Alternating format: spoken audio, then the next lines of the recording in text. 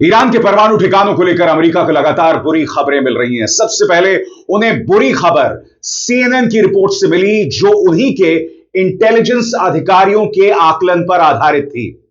और अब सैटेलाइट तस्वीरों के जरिए पता चल रहा है कि फोर्दो न्यूक्लियर ठिकाना, जी हां, वो फोर्दो न्यूक्लियर ठिकाना जो कि ईरान का सबसे बड़ा न्यूक्लियर ठिकाना माना जाता है, वहां पर बाकायदा कंस्ट्रक्शन वर्क शुरू हो गया है। जैसा कि आप सैटेलाइट से ली गई इस तस्वीर में देख सकते हैं, यहां बाकायदा बम से बने गड्ढों को भरने का काम किया जा रहा है। बाकायदा एक नया रास्ता भी बन गया है और उस नए रास्ते के पास में आप कुछ कारें भी देख रहे हैं और उसके ठीक नीचे अगर आप आए तो यहां पर आप बुलडोजर भी देख सकते हैं।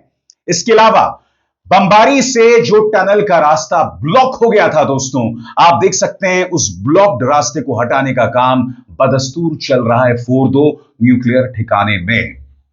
स्वाभाविक सी बात है, इस्राइल और अमेरिका दोनों की निगाह इस घटनाक्रम पर होगी।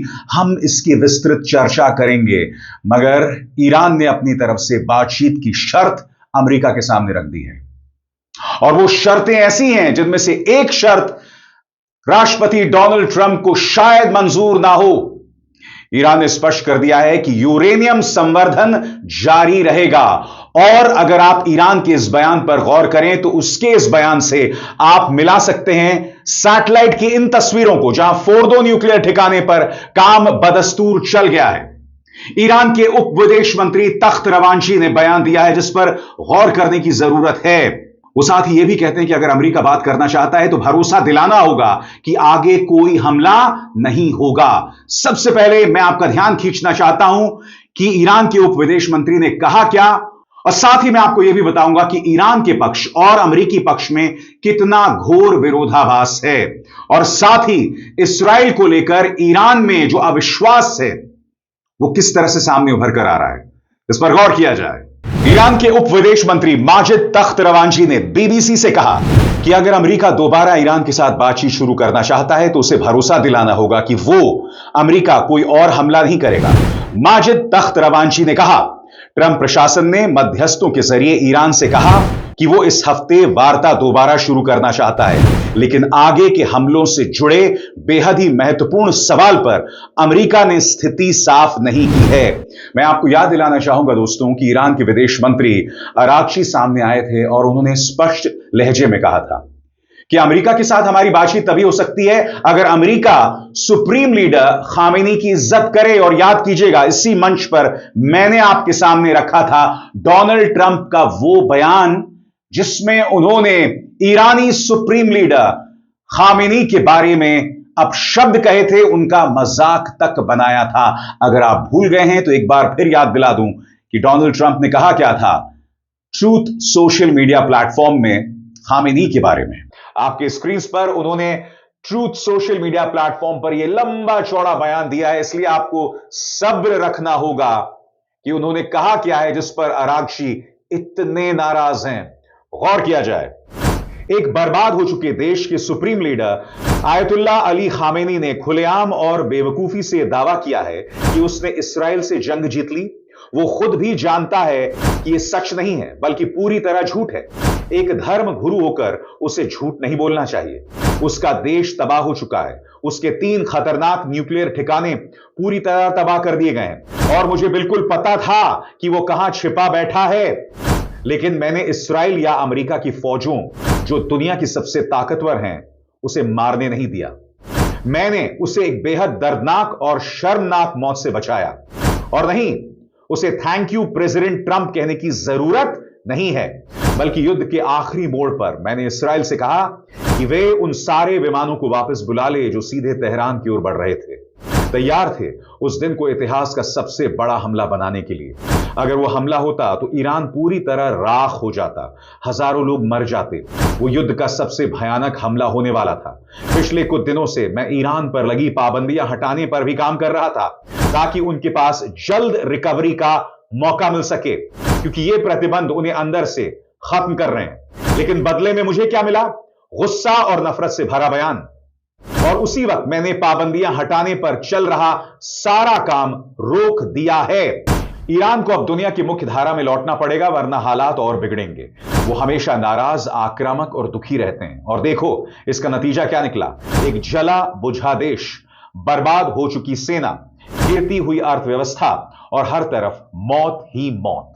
मैं आपके सामने एक बात रखना चाहता हूं। यहां डोनाल्ड ट्रंप ने क्या कहा कि मैं पाबंदी हटाने पर काम कर रहा था, मगर मैंने उसे रोक दिया। अभी कल ही ढिंडोरा पीट रहे थे कि मध्य पूर्व का एक नया अध्याय आने वाला है, स्थायित्व और शांति का एक दौर आने वाला है, तरक्की पसंद लोगों के लिए हालात बेहतर होंगे। और आज एक ट्वीट में या एक बयान में वो पलट भी गए। आप अंदाजा लगा सकते हैं ये व्यक्ति मानसिक तौर पर किस कदर हिला हुआ है। तो सुना आपने दोस्तों, जाहिर सी बात है जब ट्रंप के ये तेवर होंगे तो बातचीत की कोई गुंजाइश नहीं रह जाती। और जो सबसे बड़ी पेचीदगी आने वाली है वो है यूरेनियम एनरिचमेंट को लेकर। इस मुद्दे को लेकर दोनों के बीच में गंभीर मतभेद बने हुए हैं। मैं आपको बतलाना चाहता हूं दोस्तों कि तख्त रवांची ने इस बारे में क्या कहा, और स्वाभाविक सी बात है डोनाल्ड ट्रंप स्पष्ट कर चुके हैं कि यूरेनियम एनरिचमेंट का सवाल ही नहीं पैदा होता। आपके स्क्रीन पर तख्त रवांची ने यह भी कहा कि ईरान शांतिपूर्ण उद्देश्यों के लिए यूरेनियम संवर्धन करने पर जोर देगा। उन्होंने उन आरोपों को खारिज किया कि ईरान गुप्त तरीके से परमाणु बॉम्ब विकसित करने की दिशा में आगे बढ़ रहा है। और यहां पर ईरान लगातार कहता रहा है दोस्तों कि हम परमाणु बॉम्ब इसलिए नहीं बना सकते क्योंकि हमारे सुप्रीम लीडर ने इस बात की इजाजत नहीं दी है। और आप जानते हैं ईरान में जो भी सियासत होती है, जो भी रणनीतिक कदम उठाया जाता है, वो सुप्रीम लीडर की बात के आधार पर उठाया जाता है। आगे तख्त रवांची ने कहा कि ईरान को रिसर्च प्रोग्राम के लिए परमाणु सामग्री नहीं मिल पा रही थी, इसीलिए वो इसके लिए खुद पर ही निर्भर थे। उप विदेश मंत्री ने कहा उसके परमाणु प्रोग्राम स्तर पर चर्चा की जा सकती है, क्षमता पर चर्चा की जा सकती है, लेकिन यह कहना कि आपको संवर्धन नहीं करना चाहिए, आपको बिल्कुल भी संवर्धन नहीं करना चाहिए। अगर आप इसके लिए सहमत नहीं होंगे तो हम आप पर बॉम्ब गिरा देंगे, यह जंगल का काम है। और मैं आपको याद दिलाना चाहूंगा, इसी मंच पर मैंने आपको बताया था कि ईरान के परमाणु कार्यक्रम को लेकर अमेरिका की अपनी एक योजना है, जिसमें डोनाल्ड ट्रंप ने कहा है कि हम इनके सिविलियन न्यूक्लियर प्रोग्राम में मदद कर सकते हैं, मगर उन्हें सामान इंपोर्ट कराना होगा, यानी दूसरे देशों से मंगवाना पड़ेगा।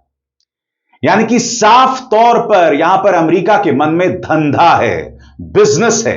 ट्रंप एक बिजनेसमैन है दोस्तों, और उनकी सोच भी उसी हिसाब से चलती है। यही है ईरान की नाराजगी की वजह। और गौर किया जाए, तख्त रवांची ने यहां पर बीबीसी से क्या कहा। जो लोग ईरान के परमाणु कार्यक्रम की आलोचना कर रहे हैं, उन्हें हमारी आलोचना की बजाय हमारे साथ हुए व्यवहार की आलोचना करनी चाहिए। उन्हें अमेरिका और इस्राएल की आलोचना करनी चाहिए। यानी कि अमेरिका और इस्राएल, इन दोनों मुद्दों पर ईरान का विश्वास बना हुआ है। तो स्वाभाविक सी बात है दोस्तों, इसके बाद यह सवाल उठता है कि ऐसे में बातचीत का रुख, बातचीत का भाव क्या होगा। और इसके लिए आपको मेरे इन शब्दों पर गौर करना पड़ेगा। बीबीसी को दिए गए इंटरव्यू में तख्त रवांची ने कहा कि उन्हें यह नहीं मालूम कि वार्ता कब दोबारा शुरू होगी और इसका एजेंडा क्या होगा, लेकिन ट्रंप ने संकेत दिए हैं कि इस हफ्ते की शुरुआत में ही वार्ता दोबारा शुरू हो सकती है। ईरान के विदेश मंत्री ने कहा, अभी हम इस सवाल का जवाब तलाश रहे हैं, क्या हमें दोबारा बातचीत के दौरान इसी तरह के हमले देखने को मिलेंगे। तख्त रवांची आगे कहते हैं, यह बेहद महत्वपूर्ण सवाल है और अमेरिका का जवाब बिल्कुल स्पष्ट होना चाहिए। ऐसी बातचीत के लिए जो विश्वास होना जरूरी है, उसके मद्देनजर हमें क्या पेशकश की जा रही है। और आगे बढ़ने से पहले एक जरूरी संदेश, मेरे कार्यक्रमों के लिए आप नोटिफिकेशन का इंतजार मत कीजिए। मेरे चैनल में जाइए और खुद जाकर कार्यक्रम देखिए और रहिए अपडेटेड। और हां, ज्वाइन कीजिए मेरा चैनल, देखिए यह जरूरी संदेश। स्वतंत्र और आजाद पत्रकारिता का समर्थन कीजिए, सच में मेरा साथी बनिए। बहुत आसान है दोस्तों, इस ज्वाइन बटन को दबाइए और आपके सामने आएंगे ये 3 विकल्प, इनमें से एक चुनिए और सच के इस सफर में मेरा साथी बनिए। इसके अलावा तख्त रवांची से यह भी कहा जाता है कि क्या वो अपने परमाणु कार्यक्रम पर पुनर्विचार कर सकते हैं, जिसके जवाब में तख्त रवांची क्या कहते हैं, इस पर गौर किया जाए। हमें ऐसे प्रस्ताव पर क्यों सहमत होना चाहिए। उन्होंने दोहराया, ईरान का कार्यक्रम जिसमें यूरेनियम को 60% समृद्ध करना शामिल है, यह शांतिपूर्ण उद्देश्य के लिए है। और ईरान यह भी कह रहा है कि बात जो बिगड़ी है उसमें उसका दोष नहीं है। और इसके लिए मैं आपके सामने कुछ तारीखों का लेखा जोखा पेश करना चाहूंगा। इस तारीख पर गौर कीजिएगा, 2015। यह वो तारीख है जब अमेरिका के राष्ट्रपति डोनाल्ड ट्रंप थे। उस वक्त ईरान पर आर्थिक प्रतिबंध हटते हैं। क्यों? क्योंकि ईरान के साथ एक समझौता होता है।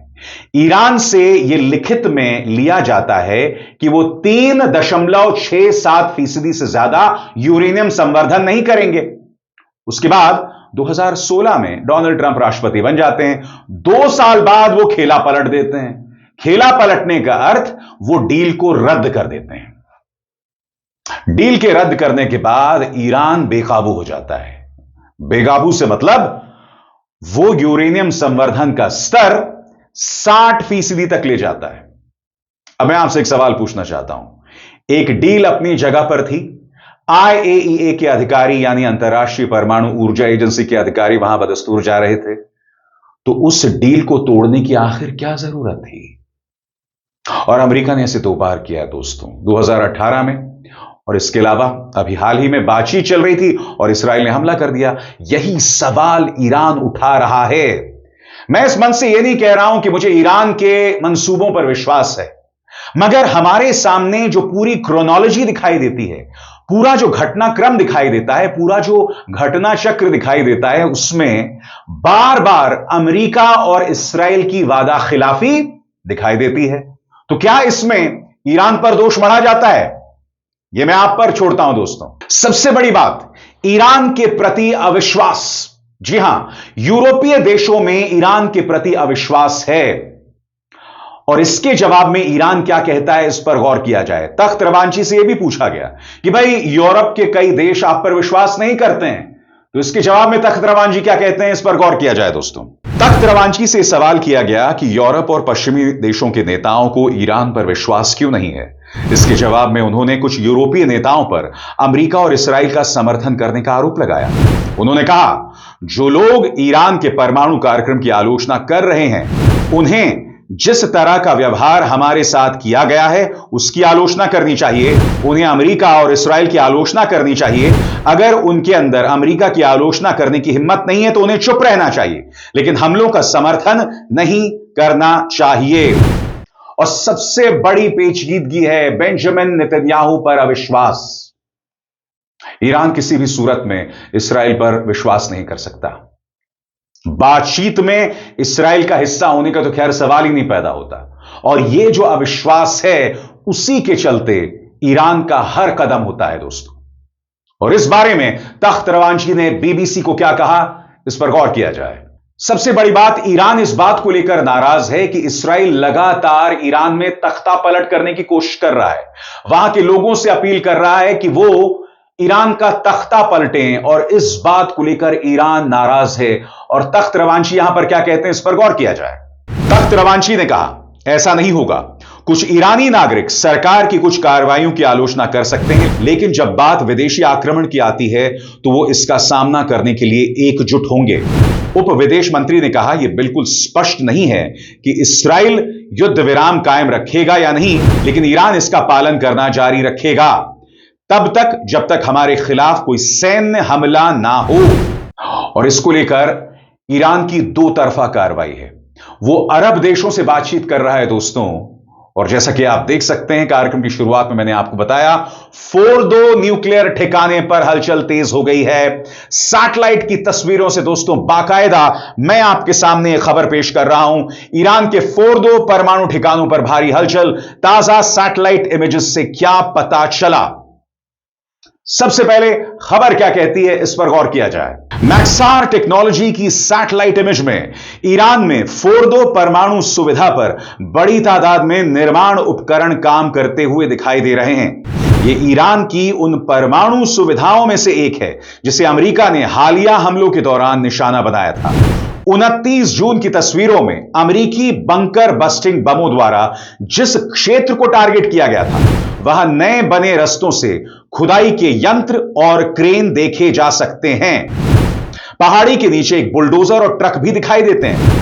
निर्माण से जुड़ी मशीनें एंट्री गेट और परिसर के पूर्वी हिस्से वाली इमारत पर भी काम कर रही हैं। एंट्री गेट और इमारत के पूर्वी हिस्से को अमेरिका और इस्राएल के हमलों से नुकसान पहुंचा था। सबसे बड़ी बात, फोर्दो न्यूक्लियर ठिकानों को लेकर कितना नुकसान हुआ, इसको लेकर अमेरिका की तरफ से परस्पर विरोधी बयान सामने उभर कर आते रहे। याद कीजिएगा, सीएनएन ने रिपोर्ट की थी और इस रिपोर्ट को व्हाइट हाउस ने उसके वजूद को स्वीकारा था और यह रिपोर्ट वहां के इंटेलिजेंस अधिकारियों के हिसाब से थी। और ना सिर्फ सीएनएन, वॉशिंगटन पोस्ट ने भी रिपोर्ट की थी कि नुकसान हुआ है, मगर यह कहना कि सब कुछ बर्बाद हो गया है, यह गलत है। और फिर याद कीजिएगा, रफाल ग्रॉसी जो कि संयुक्त राष्ट्र परमाणु एजेंसी के प्रमुख हैं, वो भी सामने आते हैं और वो क्या कहते हैं कि नुकसान हुआ है, मगर गौर कीजिएगा, ईरान चंद महीनों में अपना परमाणु कार्यक्रम दोबारा शुरू कर देगा। और मैं आपको याद दिलाना चाहूंगा, ईरानी सुप्रीम लीडर ने भी जब वो राष्ट्र के सामने आए थे तो क्या कहा था, आपकी स्क्रीन पर 26 जून को जारी संदेश में खामेनी ने दावा किया था कि अमेरिका ने ईरान के परमाणु ठिकानों पर हमला करके कुछ हासिल नहीं किया। उन्होंने कहा था, जो कुछ हुआ अमेरिकी राष्ट्रपति डोनाल्ड ट्रंप ने उसे बढ़ा चढ़ाकर पेश किया है। उनकी बातें सुनकर कोई भी समझ सकता है कि वो सच्चाई को तोड़ मरोड़ कर पेश कर रहे हैं और इसी बयान को ट्रंप ने झूठा करार दिया था और यह भी कहा था कि मेरी वजह से तुम्हारी जान बच गई और तुम इस कदर एहसान फरामोश हो। दोस्तों, अब देखना है कि होने क्या वाला है। एक बार फिर सैटेलाइट की इस तस्वीर को देखिए जो मैंने आपके सामने पेश किया था। आप देख सकते हैं बाकायदा गड्ढों को भरा जा रहा है, वहां कार्स देख रहे हैं, पूरी जो नया रास्ता है वो बन चुका है, बुलडोजर्स आप देख रहे हैं। अब स्वाभाविक सी बात है, इसराइल की निगाह यहां पर होगी और अगर इसराइल अपने विमानों को भेजता है तो एक बार फिर तनाव बढ़ सकता है। मगर देखना यह होगा कि अगर अमेरिका के साथ ये बातचीत शुरू हो जाती है तब इसराइल क्या करता है। हालांकि इसराइल पर किसी का कंट्रोल है नहीं। जी हां, क्यों नहीं है? क्योंकि आप जानते हैं कि बेंजामिन नेतन्याहू के खिलाफ भ्रष्टाचार को लेकर एक केस चल रहा है। हाल ही में उन्होंने अदालत से अपील की थी, कहा था कि मेरे खिलाफ उस केस को रद्द किया जाए। अदालत ने मना कर दिया था। यह झटका उन्हें लग चुका है। अदालती कार्रवाई चल रही है। उन्हें सजा हुई तो आजीवन कारावास मिलने वाला है, उनको जेल में रहने वाले हैं वो। और इस सब से बचने के लिए उन्होंने 60,000 फलस्तीनियों को मौत के घाट उतार दिया, ईरान पर हमला कर दिया, लेबनान पर हमला कर दिया, जिसके चलते मध्य पूर्व में इतना ज्यादा तनाव बना हुआ है। अब देखना यह दोस्तों, ये घटनाक्रम कहां का रुख करती है। हमारी निगाह लगातार इस पर बनी रहेगी। अब इज़हार शर्मा को दीजिए इजाजत। नमस्कार।